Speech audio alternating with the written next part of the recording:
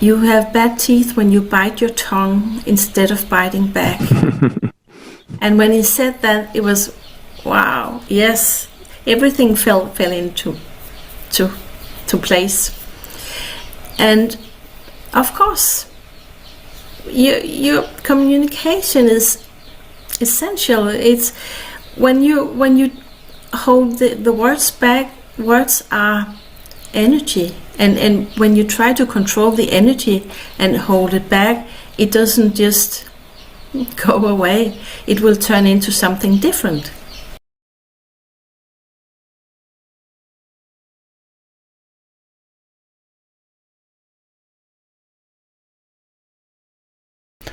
So this one is the Holy Grail, obviously, for those who have been trying to understand this Masjid al-Haram, and I think I do, but I won't go through that today.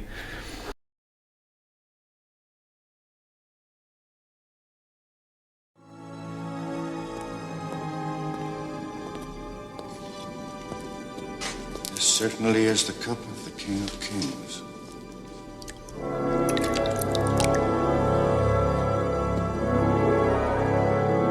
Eternal life.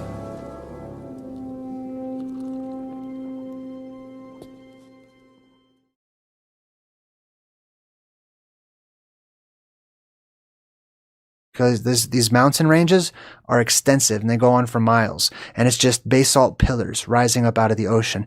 And if you can squeeze through, you're trying to get through the labyrinth so you can get to the center. But this is the crater that they're referring to, basically, in real life. This is the crater of the earth. Another word for crater is grail. The word grail literally means crater or bowl. This is the Holy Grail.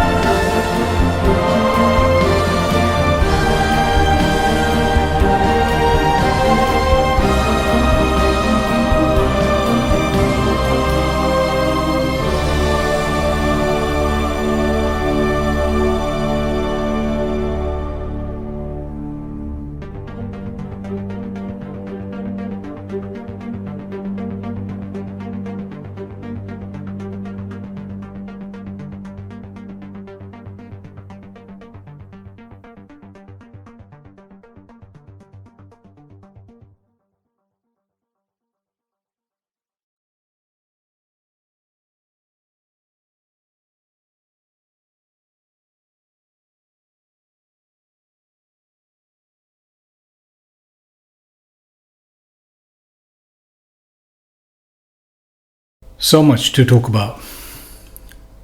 Surah Al-Baqarah. My different understanding about the hour. Salat. Sujood. That black cube. So much to talk about and such little time. The beast continues to crush us all and tighten its grip, leaving, I guess, a lot less power. A lot less power. Maybe. But that is the aim of the beast, to continue to suck our energy, our time and our energy. That is the real power. To ultimately, yes, take our soul.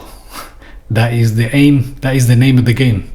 The end game, that is the end game, to take our souls. So yeah, the war continues, the battle continues. And yeah, it's not the war that's taking place right now. No, that's not the war, that's the distraction. That's the stage drama. As we all know, Shakespeare said, all the world's a stage. And everyone has their role in it. Everyone plays their part. And some characters have many parts. But yeah, I'm here today to speak about something that probably we all need to know, or we all need to think about. For those who believe in the Quran, for those who truly believe in the Quran, those who truly believe what it is that their intuition resonates with when they hear the truth, when they know the truth, when they see that there's something wrong, as opposed to when they see what is in the Quran and they know that's true. And when they see something outside, an ayat, that's what it is, ultimately, truth, whether it's in the book, whether it's outside in the world. When we see the truth, or even within us, when we see the truth, it resonates, and we know that yes, that's the truth, as opposed to what it is that is forced upon us to believe, that is programmed upon us from the very first day. From the very first day. Let's be honest about it. What people are holding on to is what has been programmed into us from the very first day. And they're willing to fight to the death for it. They're willing to fight to the death. And people will be killed over it. Possibly, yes. People will be hurt. People will be separated. But I have no ill intention towards anyone as I move forward.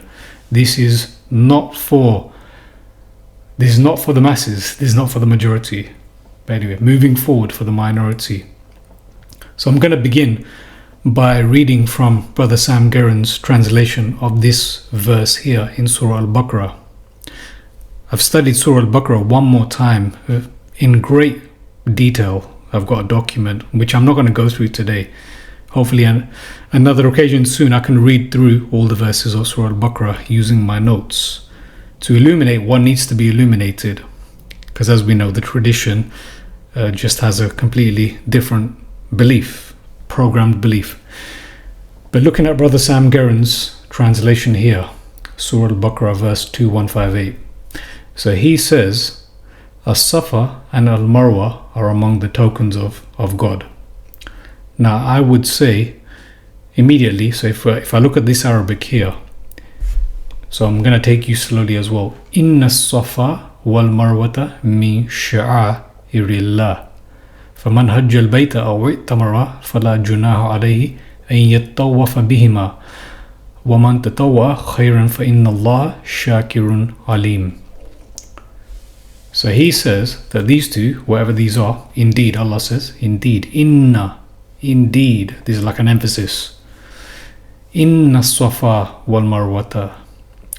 Whatever these two are, they are from, well, he says tokens, but I'm about to go through this word. Sha'airillah, something of Allah. Now I won't go through all of the different various translators around the world today regarding what they've claimed this to be, but you will find that people will use this as a means of supporting the idea of rituals taking place, that once again you have to go elsewhere to learn what this is all about. So Brother Sam Gerrans has done better than most, I guess. I think some people will even accept that this is science, some kind of science, when they say Sha'airullah. But a lot of people will still say rituals or rites of Allah. So they would say that whatever these two are, Safa and Marwah, are among the rituals of Allah or the rites of Allah. But here Brother Sam Gerrans has done better than probably most by saying tokens. But I'm going to go one step further. I'm going to say that this is actually the sensational signs of Allah. So bear with me. I'm going to go through the 10 images, for those who are familiar, that I did post on Telegram, Patreon, and on YouTube community post. But this, what we have is that Allah is saying, according to my understanding, you can take it or leave it. You can always be the judge, as I've always said. Do your own study, do your own thinking, do your own checking up. So as far as I can see, Allah is saying, Inna Safa wal Marwata min sha'airillah. Indeed, the Safa and the Marwa, these two, whatever these two are, because they only mentioned once in the Quran, and it's only in this verse together. Whatever these two are from the sensational signs of Allah. So it carries on. So from Hajj al-Bayt. Faman Hajj al-Bayt awit tamara. So Safa and Marwa are among the sensational signs of Allah. So whoso made pilgrimage, yes, it is a real pilgrimage. I did do a video on Bakka.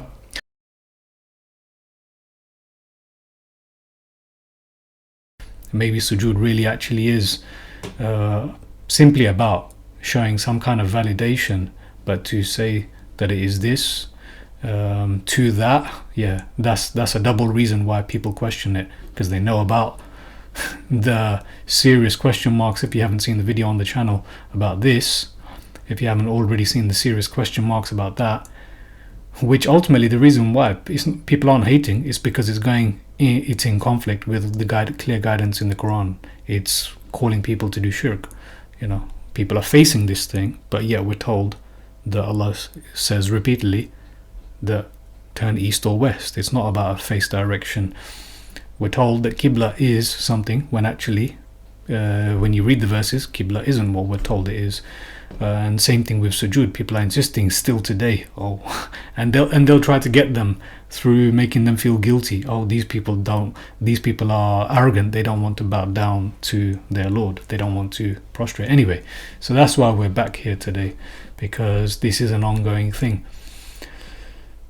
Yeah, the whole salat, sujood, and Bakka is a key part of that, understanding this. So you guys voted when I asked this question: is Makkah and Bakka the same?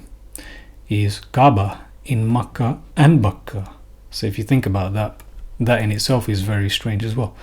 Is Makkah and Bakka the same? So Allah said two different words, and as Dr. Omar Amahi himself says, and it stays in my head, it's very arrogant for people to say that two words in the Quran mean the same thing. Now you can say, like I say, that they are related to the same concept. I'm not saying that they're the same thing, the hour and the day. I'm not saying that they mean the same thing, that they translate as the same thing, but it's connected to the same concept. But to say that they mean the same thing, then why would Allah choose a different word? And then we're taught that Bakka is an ancient name and it turns somehow into Makkah. Yeah, so I asked, is Makkah and Bakka the same? And most of you voted that Kaaba is not in Makkah nor Bakka. Yeah, it's not in either of these places. And Kaaba is, so it looks like some people were fighting for this. Kaaba is in Bakka and Makkah. Don't take away my beliefs. Don't challenge my beliefs. I'm going to that place. I've saved that money. I'm going to that place. Don't challenge my beliefs. Kaaba is in Bakka and Makkah, and it's the same place. Anyway, again, each to their own, whatever they want to believe. So we're back to looking at Kaaba, Makkah and Bakka 2 months on, more than 2 months on. We're looking at this, what I've already looked at in detail, as best as I could with context. That's why context is everything. Exactly as Maverick X said, yes, mega mind, according to some. Nope. Simple, clear, sane, and thoughtful. Absolutely. Standing upon the Quran and not standing upon lies that people have made up.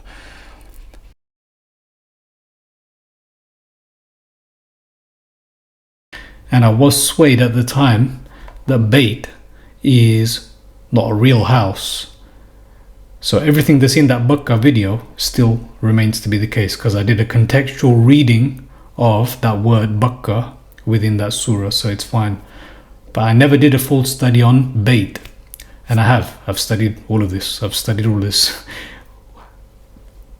Masjid Haram, Bait, what else? The pilgrimage, Hajj, Hijrah, everything. But one thing at a time, I guess.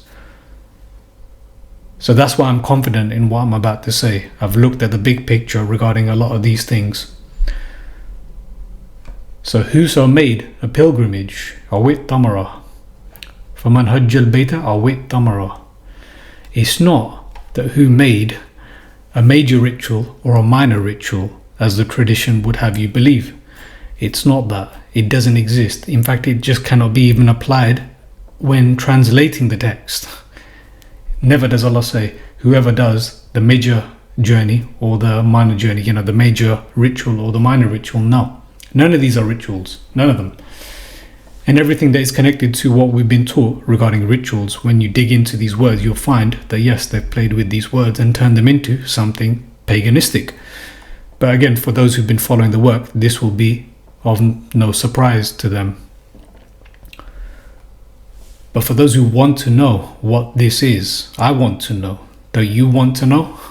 Where is this place? What is this? So indeed, Safa and Marwah are from the sensational signs of Allah. So faman, who pilgrimages the house. So who journeys basically. Pilgrimage is synonymous to the word journey. You have this throughout the Quran, different words you being used, but talking about the same thing, but maybe being specifically chosen to get a point across.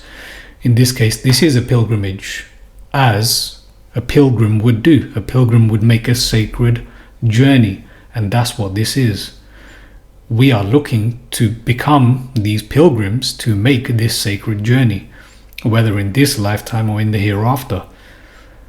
May Allah make us amongst the successful ones. So from essentially those who pilgrimage the house. Faman hajjal bayt awit tamara, or not. Yes, this is actually closer what Sam Gerns has said, or visited. So this word Umar is all about something to do with long life, inhabitation and age. Let me just bring you to that very quickly. So if you look into the Corpus Quran and you look at the word, this Umrah that people claim is a minor pilgrimage or a minor ritual taking place. Although that doesn't make sense to me anyway. Why would you have that? But that doesn't make sense to me anyway. But putting that aside, you can see that this entire route, all of this is all about age. Yeah, but what kind of age? Your lifetime or something like this. You'll find elsewhere in this route, it's talking about inhabitation. So if you inhabit a place, you're living long in it. So it's like your lifetime in a place. So it makes sense when Brother Sam Gerns says, whoever visited it. I would say whoever inhabits it. So As-Safa and Al-Marwah are among the sensational signs of Allah. So whoso made pilgrimage to the house or inhabits it, he did no wrong to walk around between them. Now I need to break this apart a little bit quickly as well. Fala junah. So what is Allah saying? So whoever does this, this sensational sign of Allah, whatever these two things are, I think people will at this point agree, some monument, something amazing, something monumental, definitely monuments. There's two of them possibly, or maybe it's a double description of one. because that does happen in the Quran as well, a double description of the same thing. So whoso pilgrimages the house, whoso makes this journey to the house or inhabits it. So no junah. This word took me a little while as well. Junah. Okay, let me quickly bring you to that word as well. So this word junah, you can see that a lot of people with great effort, because we rely upon all of these people's work, I wouldn't be able to do anything without their work, so very grateful to all of them, including Brother Sam Gerns. But most people of the past, you'll see that they'll agree that this word junah is something to do with, as you can see, blame or sin. But it's not quite the case. But you can probably see why they came up with that. I think it's one of the words synonymous to sin or blame. Like in the Quran, you have people committing crimes, people committing ithm. What is it? Yeah, there's various words. I can't think of all of them right now. But they're all grouped together and they're essentially talking about mistakes, slip-ups. And this seems to be one of them as well. But it seems to be something different. And if you look at this root, you can't get away from the word that sounds like the bird's wing, or it is the bird's wing. And you've also got here, janahu, inclination, incline. So if you think about that, it took me a while, but I think I've got it. This is here, incline, and the wing, this is largely used in the root as well. If you think about it, a bird's wing, when it inclines or deviates, when it inclines, it deviates from its flight path. So again, take that or leave that, but I think I've got it. I understand that this word is some kind of blame or sin, but essentially what it's saying is there's no deviation on you. There's no deviation, if that makes sense. So when we do wrong, we've deviated from the path. When we do wrong, we've deviated from the light. There's the straight path essentially, or there's the light of Allah within us. When we do this, we've moved away. So perhaps that's why we have the word wing in this root in junah. And maybe that's what this actual word in Arabic actually means at its core, some kind of deviation. So now coming back to what is said here, fala junah, he did no wrong. Whoever does this sacred journey to this sacred house, to this monumental place, whoever does this has no junah, has no deviation. That's my translation. That's my understanding from my study.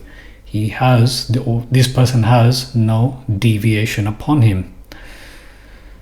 This sounds like it doesn't make sense if you say, oh, he did no wrong if he came to this place. He did no wrong. What do you mean he did no wrong? It doesn't make sense. This makes sense to me that there's no blemish essentially on this person, because when we commit sins, there's marks on us. People either traumatize us or we traumatize ourselves. We harm ourselves or other people harm us. Just like Allah says, any good we do for ourselves. Everything is all about this body that we have. This body which contains this soul, which contains this, we say mind, but I say it's all the same thing. The immaterial part of our consciousness, which we call the nafs. And in my opinion, that is the soul. The immaterial part, the part that makes the journey to the hereafter. So whatever we do, we possess all of these marks within us. So it sounds like to me that whoever makes this journey to this place, they have these deviations removed from them. Doesn't that sound amazing? Doesn't that sound incredible? I mean, we're taught these things about the fake place, aren't we? That if we go there, we become pure. We're told that about the fake place, right? So it's not that hard to accept what I'm saying here, that whoever goes around this place, the real place, has no deviation on them. They have essentially no blemishes, no marks on them. Whatever it is, atoms worth, as we're told in the Quran. We're collecting everything. We're collecting everything, as scary as that is. any thought that we have, any arrogant judgment or anything, anyway. So isn't it amazing? I mean, we have this in the Quran that, we'll be forgiven, or we should forgive others. We want to strive for success. So here it is for me. I'm putting this out there. This looks like that if we can make it to this place, again, I don't know, in this lifetime, it does look like it, but possibly in the hereafter, if you die before then. If you go around this place, this sensational place of Allah, these two monumental, amazing places, whatever these are, or maybe a description of one, whoever makes this sacred pilgrimage to this house, this sensational house, or inhabits it, that's why I think that's there, or inhabits it. Who knows who gets sent there directly? Either you physically make a journey, or maybe you die before you get there and you get to go there, you get to inhabit it. I don't know. I don't understand everything yet.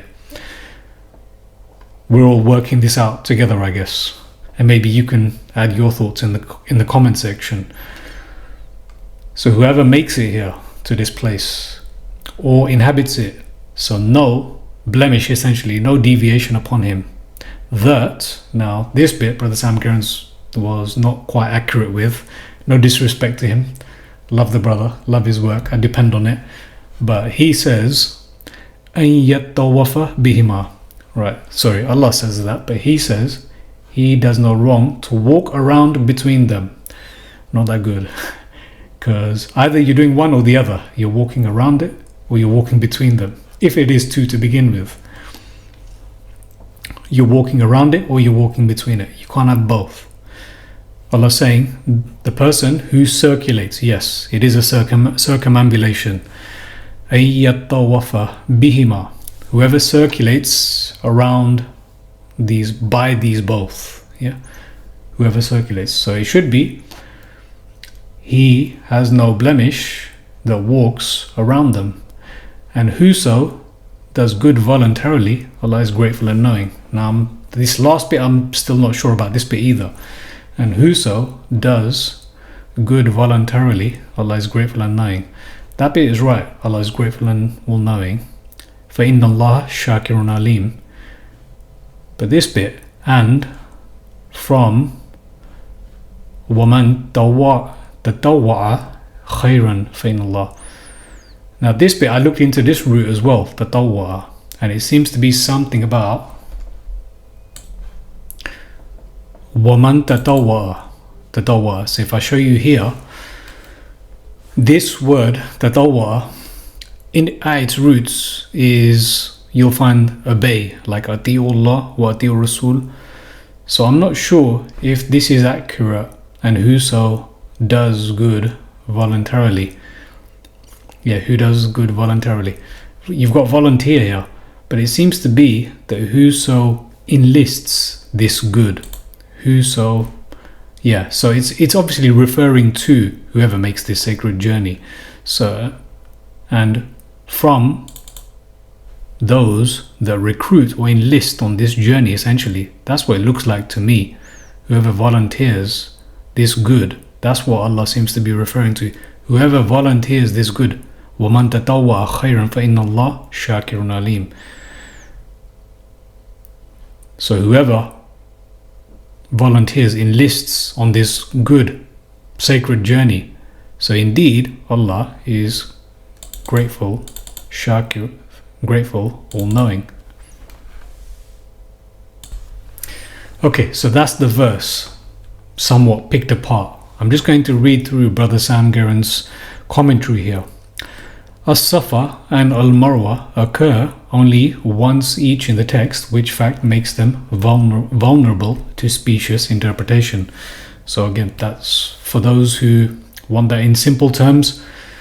Just the fact, as I already mentioned, that this word Safa and Marwah once each in the Quran. Safa is only in the Quran once, Marwah is only once in the Quran. Nothing connected to either of these roots.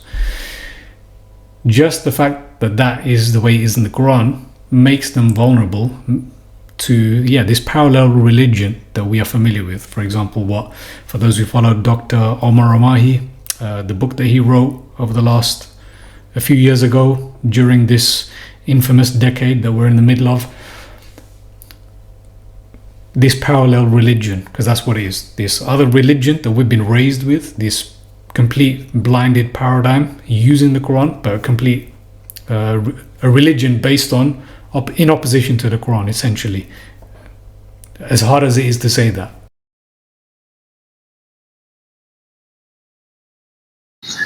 And this concept of simply uttering few words, invoking few words, the concept that invoking or uttering few words will get you something, irrespective of that thing, rewards, salvation, forgiveness, that is against the concept of causality, is against the concept behind the creation of this universe. Cause effect. So the point here is that the first one is utterance. So Muslims have been led to believe. When I say Muslims, some people say, do you mean all Muslims? Of course not. I mean, this is a figure of speech, right? We don't mean all Muslims. We mean the majority of Muslims. They've been led to believe that utterance of things, of words, okay, 70 times before you go to bed, if you repeat a certain. Yeah, well, it's wazifa. Wazifa in common language they call it wazifa. 30 times before you go to sleep, 80 right. times before you eat, this and that. And so that's one aspect of how Muslims were led to believe, led away from action. Look, led away from action. Because you know what, sister? You can say, wait a minute, I'm going to get a lot of good rewards by just uttering few things, right? You know, I know people, I'm not exaggerating, I know people who don't give much care to their relatives, okay? But you see them making tasbih all day, making salah all day. Dr. Umar, this is very important because I noticed that because when you look at the Quran, you know, the reward is connected to the deeds, right? Always. So when you do good deeds, you get a reward. But what I'm noticing right now, you're very right. And Hina is also what she said, that people just reciting, not doing anything. The main stuff Quran talks about to doing, but the doing is hard. Absolutely. Some people way back, and I think it was done mischievously, sinisterly, in a very bad intention, led people away from action. And there are many aspects to it, but we're going to focus on two. So the second thing that people were persuaded, many Muslims persuaded to be a good thing to do, is performance. You know, people are debating nowadays, do we pray 3 times a day or 5 times a day? My goodness, you know, if Allah cared about whether we do the iqamah 3 or 4 or 5 or 6 times a day, He would have specified it. I mean, you know, He is the Huwa al-Alim. He is the ultimate, and He is the creature who ultimately, or the ultimate creature who understands everything in this universe. So He created all this complex universe, and He neglected to tell us whether we should do 4 rak'ahs or 3 rak'ahs or 5 prayers a day or 3 prayers a day. I mean, this is so what is happening is that we were persuaded to believe that the first is utterance, gets us something. The second is a mere performance. You know, in other words, you know, you have to do it this way, you have to stand this way, you have to do rak'at this way, and so forth. Allah never specified that, and He's never specified it for a reason. You know, for a reason, because if I tell you, Brother Sarfraz, travel to New York, I just want you to travel, I'm your boss, let's say. You know, you can take the train, you can take a plane, you can walk, you can take a camel. That's not my business. You know, I told you, go to New York, right? Very good point. Yeah, I don't care how you go to New York, but I told you get to New York. So we think that this is an incomplete item that we needed someone else to complete. So the focus on, sorry to say it, in light of all things considered, okay, in light of, look at my words, I'm very careful. In light of all things considered, it's a very trivial issue. And you know why? The proof that it's a trivial, Allah did not specify it. That's it. As hard as it is to say that, it's just the reality. But anyway, this is what they're famous for. Because these words only occur once, we have to rely upon them. We have to rely upon what they say. And usually is the case that that's turned into another ritual or something. So anyway, let me carry on reading. So he says, As-Safa and Al-Marwah occur only once each in the text, which fact makes them vulnerable to specious interpretation. Here, somewhat predictably, the traditionalist makes highly specialized claims for his religion. There you go. The traditionalist makes highly specialized claims for his religion. And that's what will happen. Everything I'm saying here, the traditionalist will say, Astaghfirullah, how dare you? How dare you? This is this is that. How do you know? And then you have to just trust everything that comes from there, as opposed to letting the Quran explain itself. Here, somewhat predictably, the traditionalist makes highly specialized claims for his religion, that the two words in question represent rock outcrops at Al-Masjid al-Haram, and that pilgrims historically walked between these two rock outcrops for some purely religious reason. So there's truth to that. But this place that we're told is, that's what I'm arguing it's not. And again, it's not difficult for people to accept that, because everything that happens in that place is complete shirk and dark and against so many things in the Quran.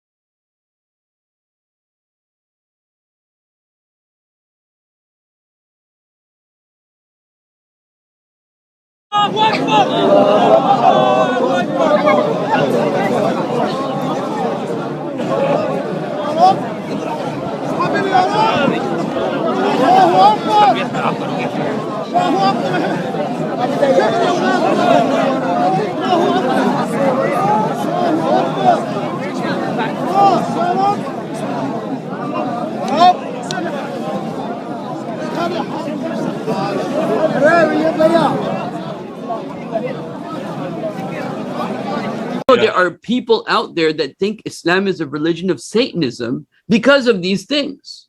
Exactly. Because of and they're these right. Peoples. They're correct. They're correct because Islam has been stolen. It's been it's been usurped by these magicians, and these magicians are the group that is acknowledged to be a group that came out of Babylon. And not only Jews, a group of Jews and Sabians and other descendants of what were once called the Amorite people. And there's a passage in the Old Testament that says the end will not come until the iniquity of the Amorites is full. Now, the Amorites, they were the ones who established cannibalism, human sacrifice, and the fertility cult religions that ended up with Baal in the Middle East, in the Holy Land. And that the Muslim community is not guided is very evident. It's been very evident for a long, long time. The sign of the devil that they were pelting, they saved him and put a wall instead of that thing that was an actual symbol of the devil. And what do?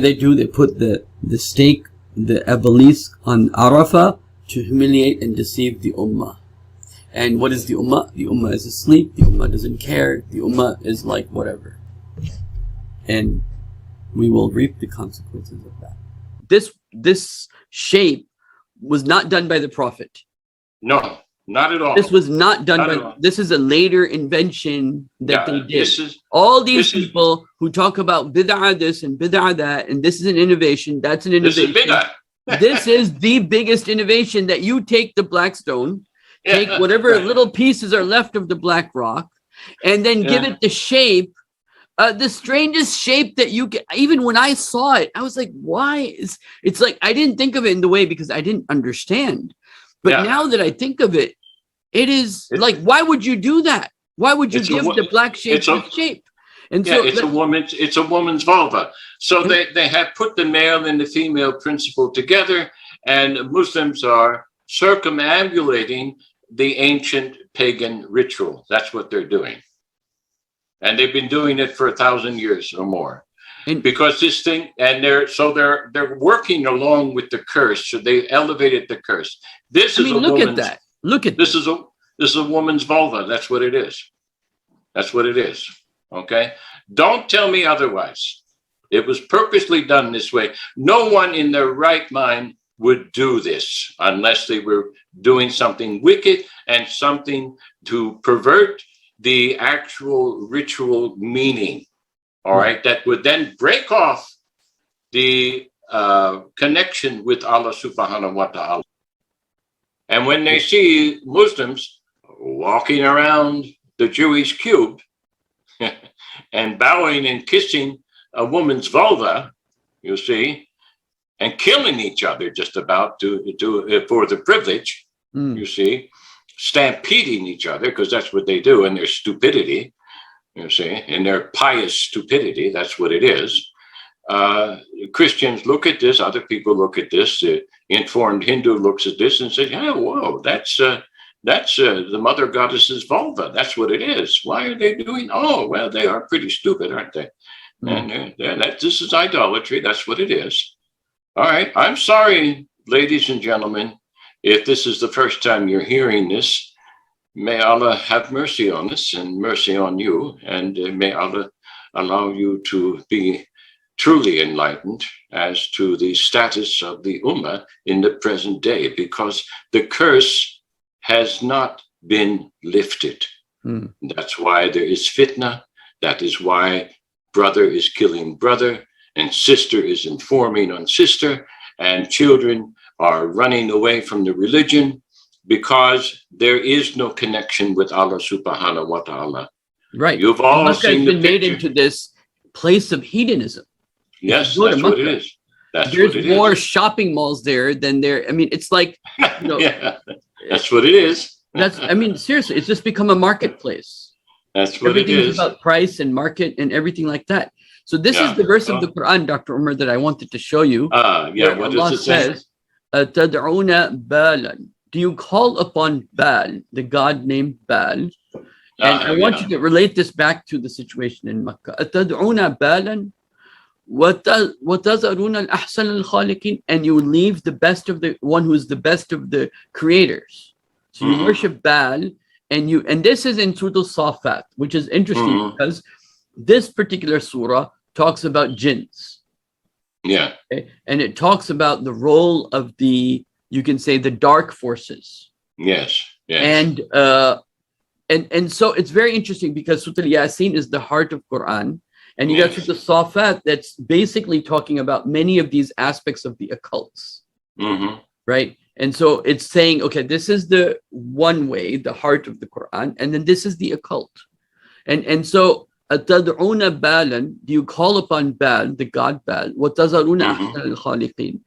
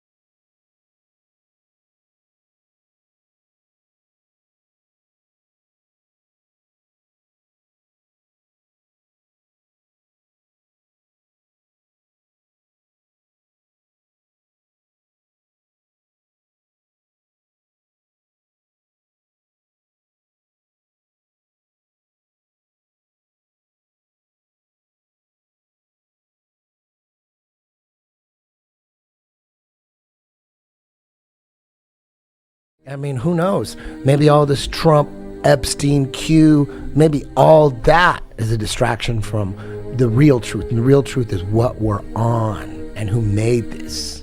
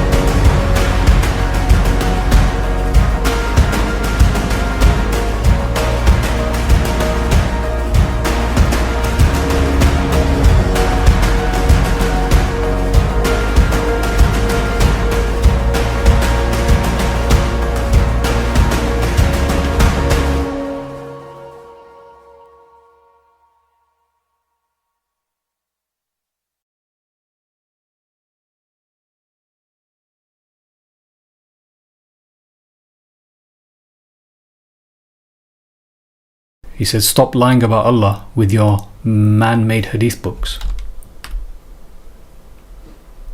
Stop lying about Allah with your man-made hadith books. Among the people are those who uphold baseless hadith and thus divert others from the path of Allah without knowledge and take it in vain.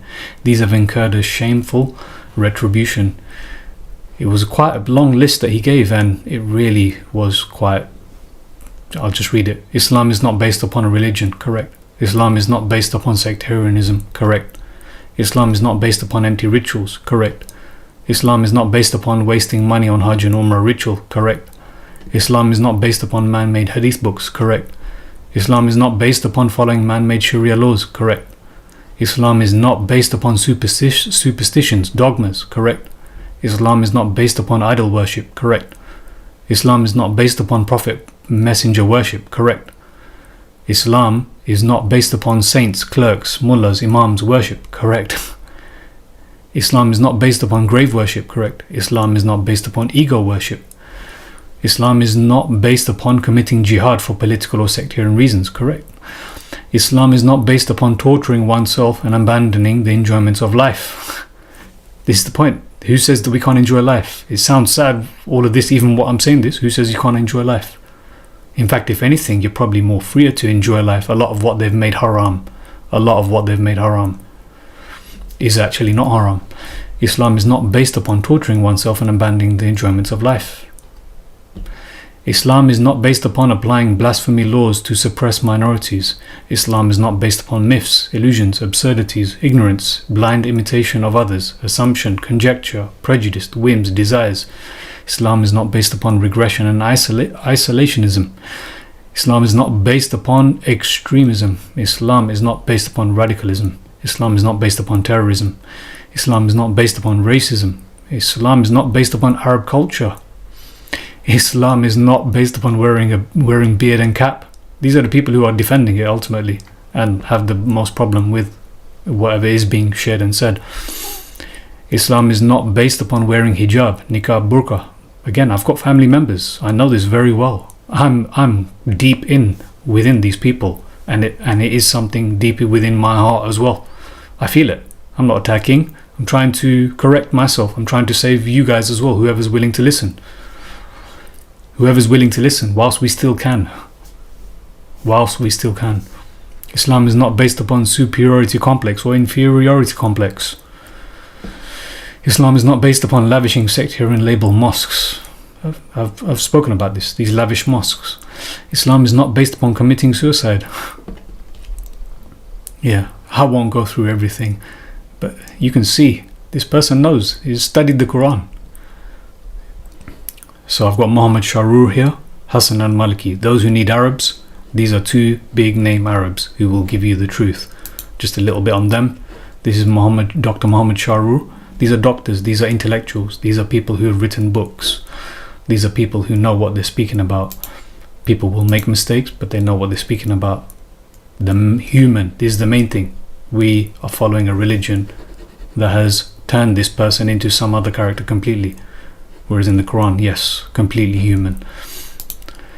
Sheikh Hassan Farhan al-Maliki fell foul of the Saudi authorities because of his religious views, which include rejection of takfir. Everyone's pointing out this person's a kafir, this person needs to be killed, this person is a kafir, this person needs to be killed, this person needs to be executed.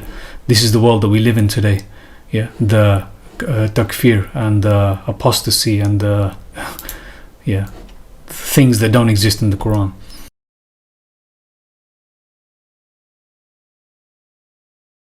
وضع شروط واضحة أن الإيمان هو شرط دخول الجنة. لا ما هو صحيح. يعني ليس الإيمان فقط.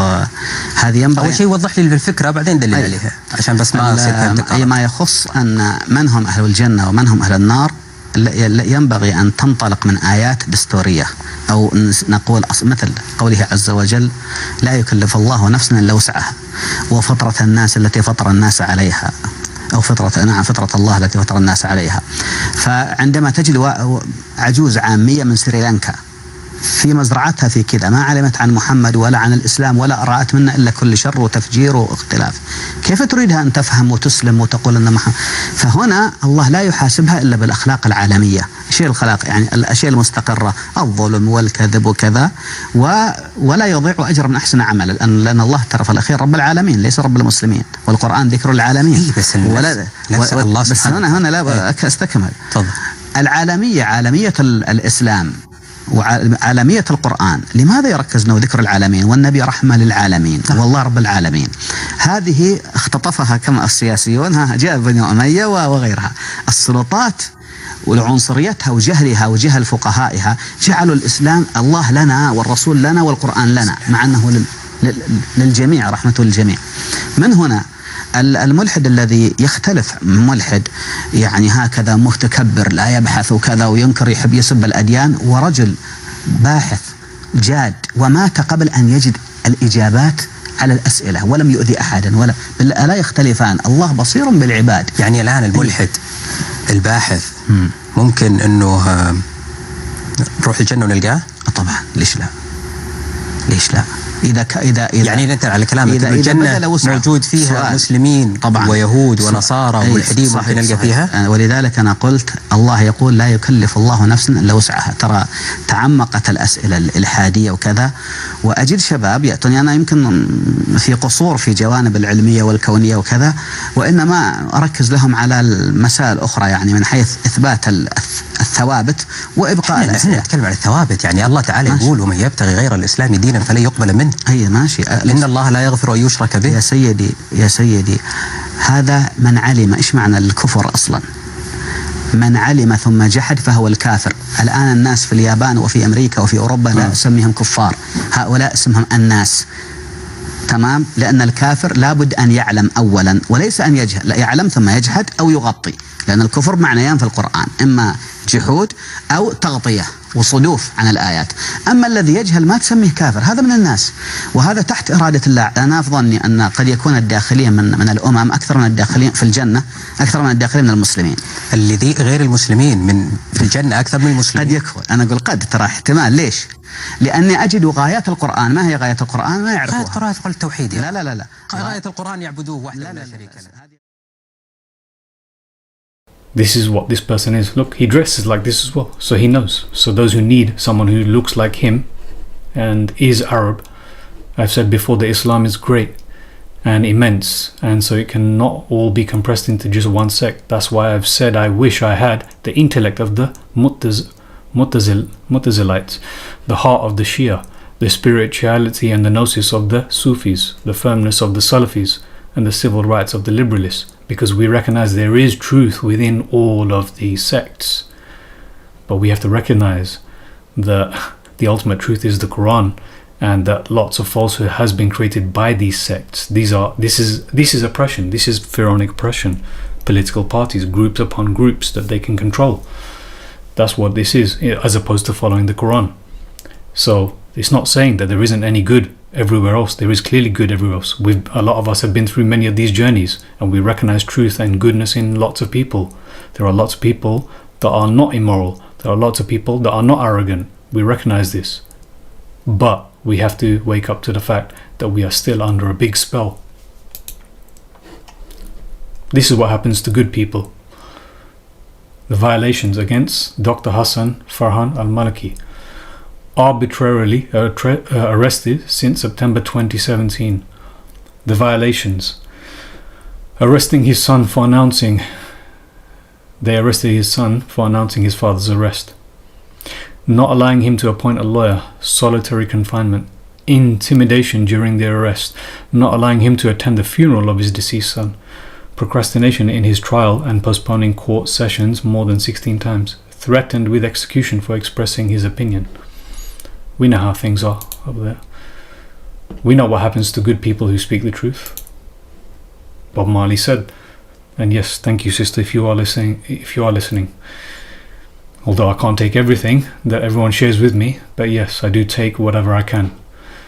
The bad people trying to make the world worse never take a day off. So why should I? I think even Hamza Yusuf said this. They are busy every day, working against the evil. What are we doing? Yeah, this is what it looks like, being busy in fighting the evil or working against the evil.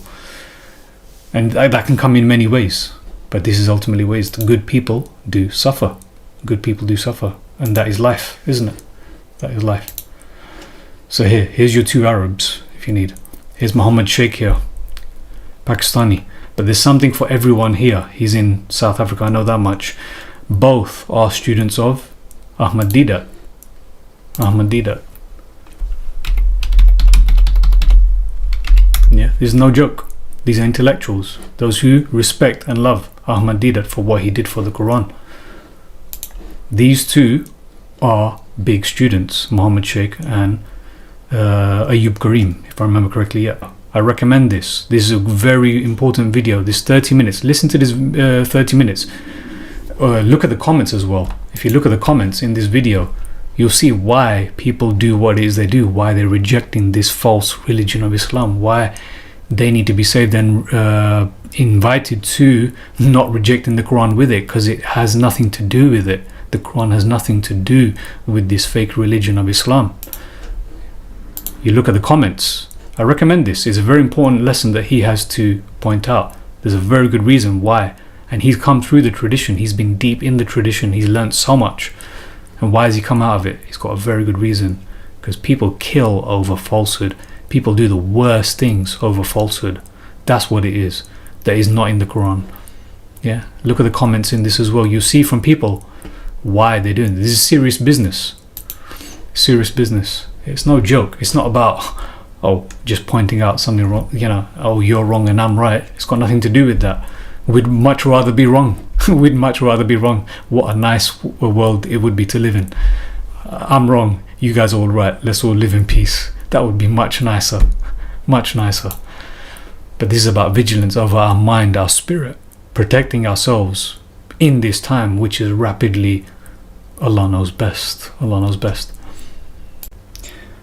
The truth exhausts the falsehood. That's how this works. It intellectually exhausts the falsehood. That's the only way this works. Either people are thinking or they're not thinking, and this is again in the Quran. There are those who refuse to think. Deaf, dumb, blind. Yeah, deaf, dumb, blind. They refuse to think. We're in a spiritual war. I just want to remind people that there is a lot of distraction taking place. A lot of distraction taking place. Silent weapons for quiet wars, whilst keeping us distracted with the noise of fake wars and fake threats. It's a spiritual war taking place. We have to know the enemy. We have to know ourselves. And that's what a lot of us are doing. This is what vigilance is. This is what taqwa is. Knowing who the enemy is, being vigilant, knowing ourselves, what we are susceptible to. And that's what we can do right now. That's what we're doing. Whilst we're all stuck, whilst we're all in this situation, whatever it is, we are trying to learn the best that we can, or change the best that we can. Because the hour is coming suddenly. The hour is coming suddenly. They ask you, O Muhammad, about the hour. When is it anchoring? Say, its knowledge is only with my Lord. But yes, this religion teaches, this false fake religion teaches that this is why he's so special, because he knew everything about the future. Its knowledge is only with my Lord. None can reveal its time except he. It lays heavily upon the heavens and the earth, and it will not come upon you except suddenly. But they want to teach about signs, and that this is going to happen, and that's going to happen, and that's going to happen, and Dajjal, and Mahdi, and Isa, and Masjid al-Aqsa, and Bani Israel, and Yajuj Majuj, and this and that, and Dabut al-Ard, and this and that. None of it which is in the Quran, and is in complete conflict with the Quran. Here it is again. They ask you, O Muhammad, as if you are well informed about it. As if you are well informed about it. Say, its knowledge is only with Allah, but most of the people don't know. So you see that? We started off at the beginning about the majority. They will mislead us. And again, say, I do not have the power for myself to benefit harm or harm except what Allah has willed. And if I had knowledge of the unseen, I could have increased much good and no bad would have touched me. I am not except a warner and a human to a people who securely believe. The hour is coming suddenly, baghta, no warning, no signs. How much do we have to see? How much do we have to see? that this is what people follow. You remember how we started? The conjecture, the assumptions, the dhann, the yakhrusun, takhrusun, guesswork, opinions, taken as facts. That's what this is. This 1-2%. That's what that is. Something is coming, as it has in the past. It seems to repeat. And if you obey most from within the earth, they will make you lost from the way of Allah. Not they follow except assumption, and not they are except making noise. Peace, everyone. See you next time, inshallah. Assalamu alaikum.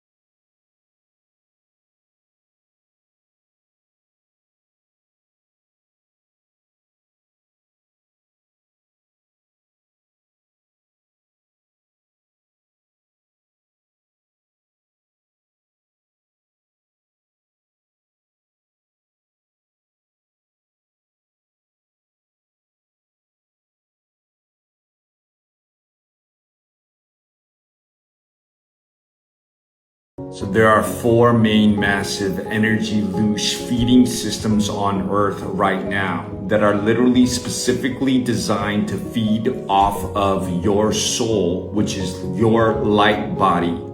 These are called black cubes, which are invisible frequency devices that siphon emotional energy from fear, from guilt, from worship, and from trauma. This energy is called loosh, and it is literally used to fuel systems and fallen off-planet beings who have cut themselves off from the source of all energy through free will choice.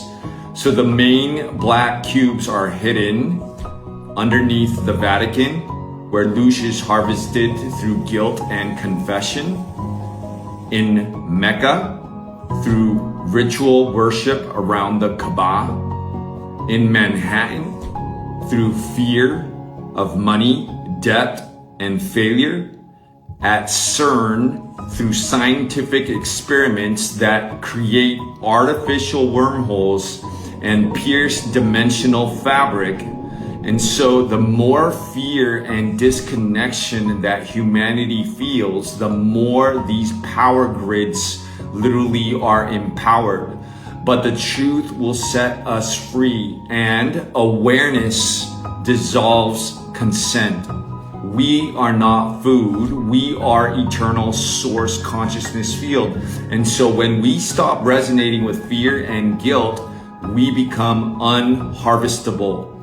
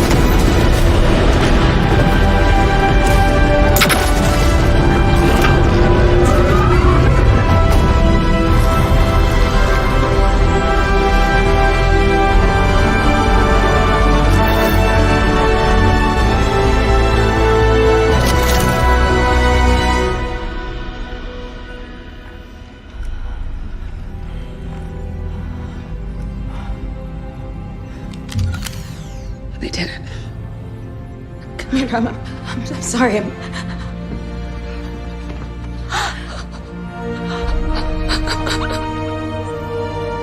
It's over.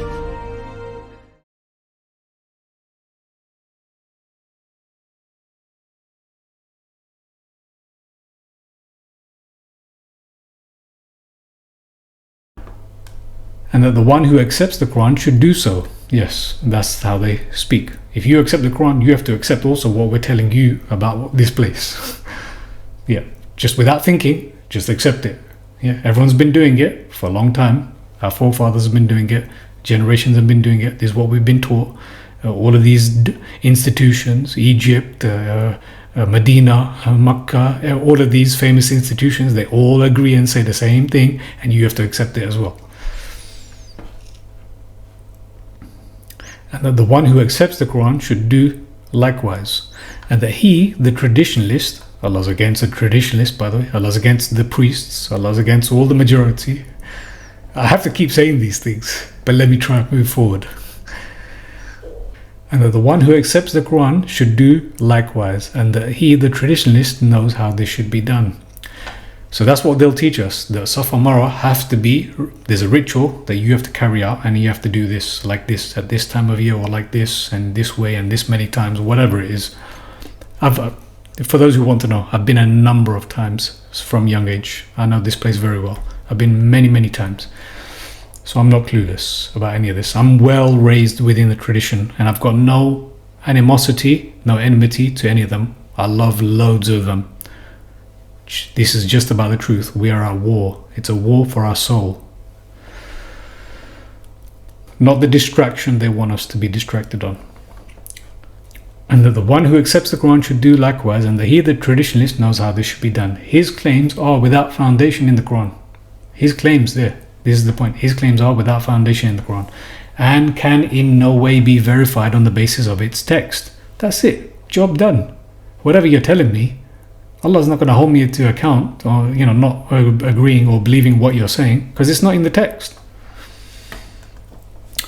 A fact which the traditionalist knows and utilizes to gain leverage for his broader claims. I cannot definitely prove that he is wrong in his claims. Well, actually, I'm here to offer an alternative. For us, Safa and Marwah, he says it is impossible to prove a negative. I don't think so. I think if you're still blinded by history, like he mentions, where does he mention? I think he mentions another place here. Everyone's worked on this Quran, taking layers upon layers off that have been covered over the reality of the Quran. So again, all due respect to Brother Sam Gerrans, he went quite far. I think it is possible to prove a negative. Therefore, in the interests of intellectual integrity, I should allow that he might be right. Nope, I disagree. Perhaps As-Safa and Al-Marwah do indeed indicate two small rock outcrops. These can acceptably be pointed as As-Safa and Al-Marwah. Al-Marwah, as he says here. Very interesting. Al-Marwah. So not even Marwah, but Marwah. Mount Meru. I leave these two values untranslated. Yeah, much respect for that. The broader question, now this is very important. This is why Brother Sam Gerrans' translation is absolutely crucial and very important, because what he has got right is very important. What he's got right about Salat is very important. In fact, what he's got right about probably most things, 80-90%, I don't know. This one here, however, for today, this is really important. The broader question is entirely moot, since Al-Masjid Al-Haram was closed to the believers within the time of the revelation. See note 928. I'm going to bring that up right now as well, so you can have a look at this for yourself. So the broader question is entirely moot. So what he's saying is, it doesn't matter what they think of Safa and Marwah is. It doesn't matter what he thinks Safa and Marwah is. He's saying that, it's closed. Yeah, it's closed. And basically there's no access, so it doesn't matter, because as we know in this Quran, we've got things about the past, things about the present, things about the future, things that are about all of them together, past, present and future. It's a whole variety of things in the Quran. So whilst that is true, that some verses could be about the past and no longer to an extent applicable to us, possibly, but in this case I disagree. But this bit is very important. The broader question is entirely moot, since Al-Masjid Al-Haram was closed to the believers within the time of the revelation. So I won't read this verse, but for those who know, Surah Tawbah is a very important surah, and this is Ayah 28. O you who secured faith, O you who trust Allah, trust. Ya ayyuhalladhina amanu. Those who do shirk are unclean. So I'm not going to go through everything, but those who, so approach not the Al-Masjid Al-Haram. Approach not Al-Masjid Al-Haram after Ba'da Amihim. This is very important. I'm not sure, again, I'm sure the tradition has got something ready-made, an explanation for all of this. I'm not looking at any of that. But what is clear is that Allah is saying that Al-Masjid Al-Haram, after this, their year. As you can see, Google agrees as well. Their year. What is this about? Something took place. Something took place. Someone, it seems like, that the mushriks took over this sacred place and blocked us off, blocked off anyone else. Seems like it, something like this. Bear with me. Let me just quickly read some of what he said. The context is clear. It was their year because the mushriks, the paganists, the idolaters, had won the battle and taken Al-Masjid Al-Haram, leaving the believers shut out. The conclusion based on the reading here is inescapable. Al-Masjid Al-Haram is now closed to the believers. And this is where again I disagree, because he brings up the whole Petra business. Again, I'm not going to go into that. I think that's another red herring as well. That's another distraction. So back to this Safa and Marwah. Whoever completes this sacred pilgrimage and the inhabitation for Allah. And when I say for Allah, Allah doesn't need anything from any of us. It's our choice in choosing to serve the Creator.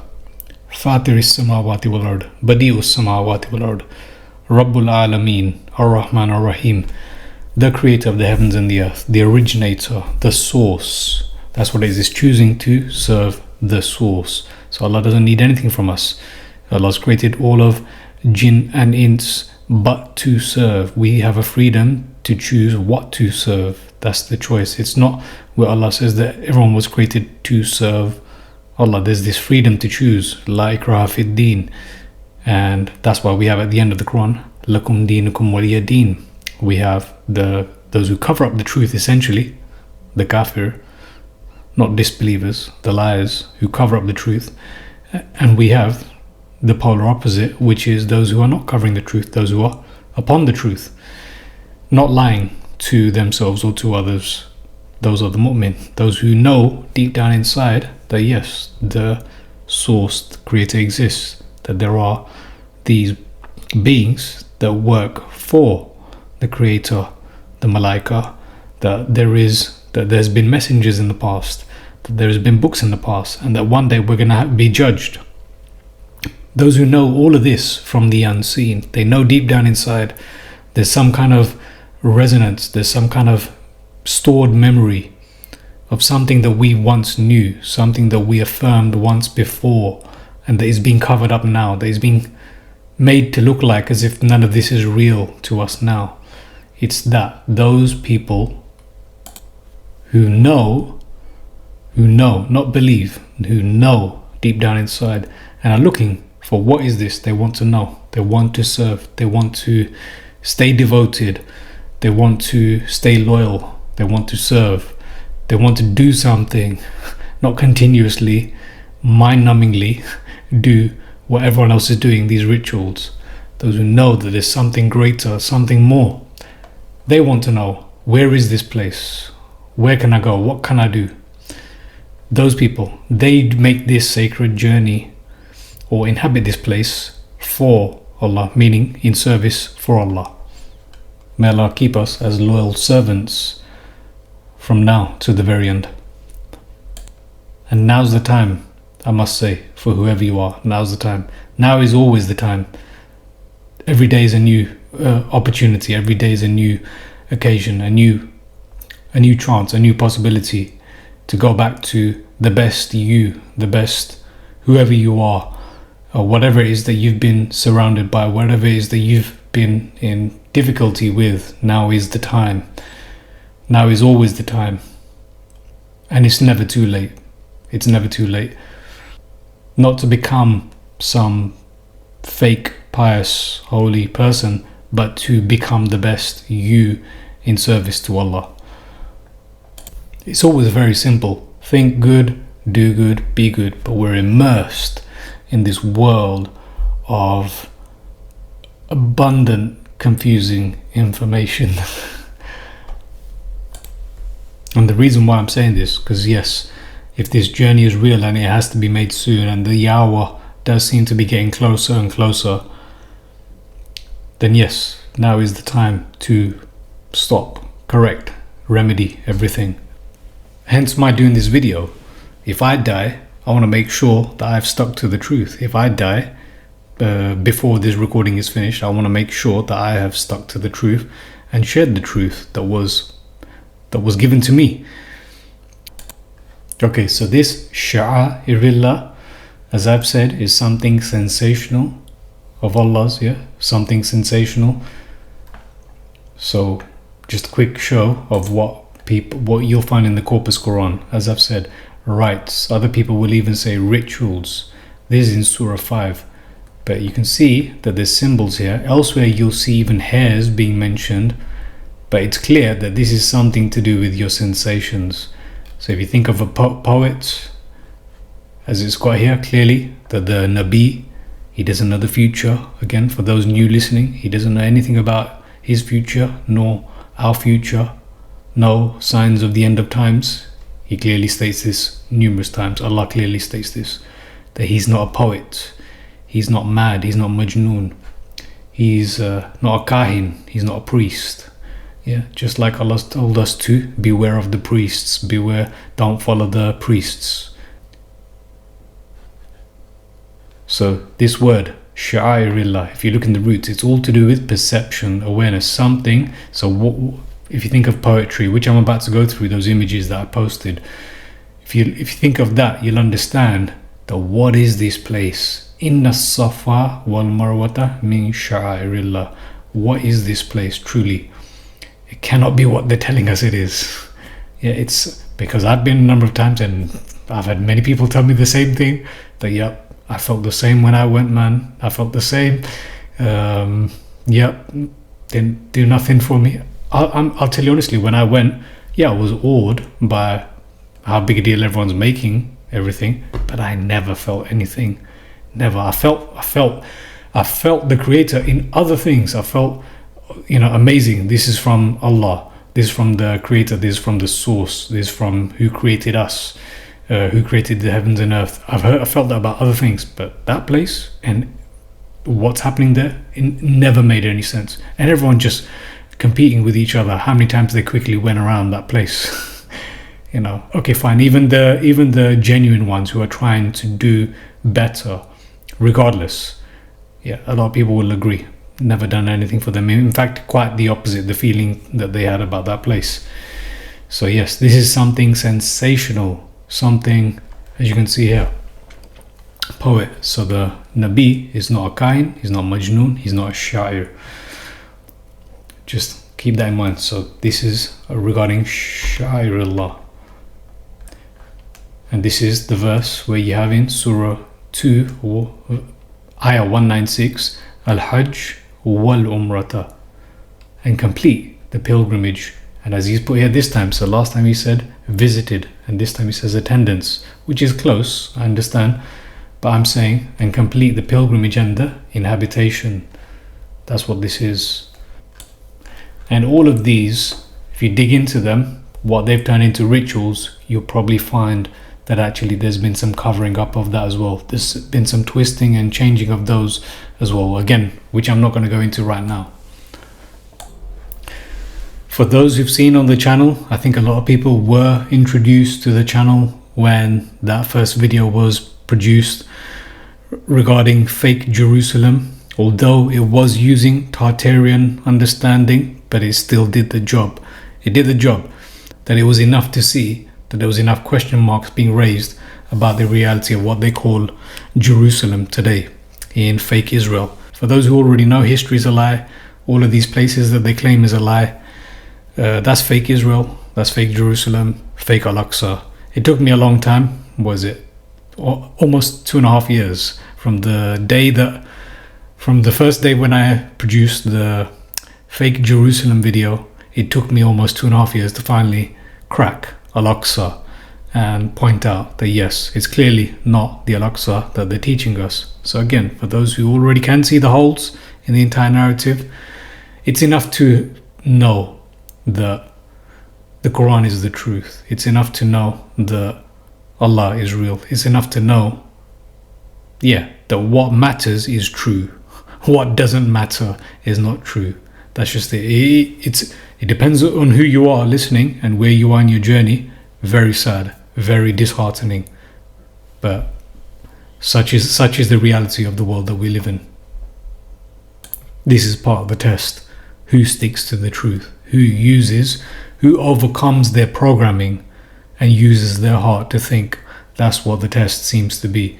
Who continuously goes back to what it is that their heart knew and always knew, and goes back to that, tries to keep that clean, and remembers what is in there, as opposed to what the world is trying to drown and suffocate that heart, pollute that heart, erase the memories stored in that heart regarding the truth.